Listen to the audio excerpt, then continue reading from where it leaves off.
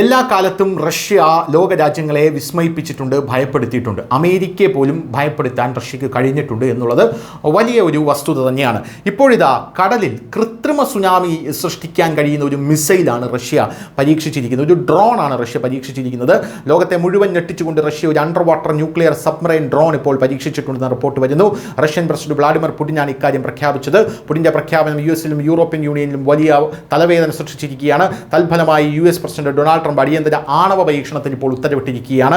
Poseidon എന്ന് പേരിട്ടിരിക്കുന്ന ഈ ഡ്രോണിൻ്റെ കഴിവുകളെക്കുറിച്ച് ഇതുവരെ ഒരു വിവരവും ലോകരാജ്യങ്ങൾക്ക് ലഭ്യമല്ല. ആണവ വാഹക ശേഷിയുള്ള ഓട്ടോമാറ്റിക് അന്തർവാഹിനി ഡ്രോൺ പോസിഡോൺ പരീക്ഷിച്ചതായി പുടിൻ പറഞ്ഞു. റഷ്യയിലെ ഏറ്റവും ശക്തമായിട്ടുള്ള സർമാറ്റ് മിസൈലിനെക്കാട്ടിലും ശക്തമാണിത്.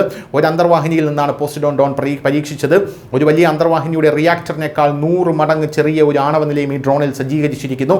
സർമാറ്റ് മിസൈൽ ഉടൻ റഷ്യൻ സൈന്യത്തിൽ ഉൾപ്പെടുത്തും എന്നാണ് പുടിൻ പറഞ്ഞിരിക്കുന്നത്.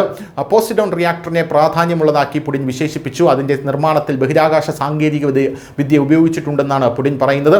2018 രാഷ്ട്രീയ പ്രസംഗത്തിൽ ആണവശേഷിയുള്ള ഡ്രോണിൻ്റെ വികസനത്തെക്കുറിച്ച് പുടിൻ പരാമർശിച്ചതും നമുക്ക് ഈ അവസരത്തിൽ മുഖവിലേക്ക് എടുക്കാവുന്നതാണ്. ഡ്രോൺ വിജയകരമായിരുന്നുവെന്ന് പുടിൻ ചൊവ്വാഴ്ച പറഞ്ഞു. എന്നിരുന്നാലും കൂടുതൽ വിശദാംശങ്ങൾ അദ്ദേഹം നൽകിയില്ല. പോസിഡോൺ ഡ്രോണിനെക്കുറിച്ച് കൂടുതൽ വിവരങ്ങൾ പുടിൻ നൽകിയില്ല. എന്നാൽ തീരത്തിനടുത്ത് പൊട്ടിത്തെറിക്കുന്ന തരത്തിലാണ് മിസൈൽ രൂപകൽപ്പന ചെയ്തിരിക്കുന്നത്.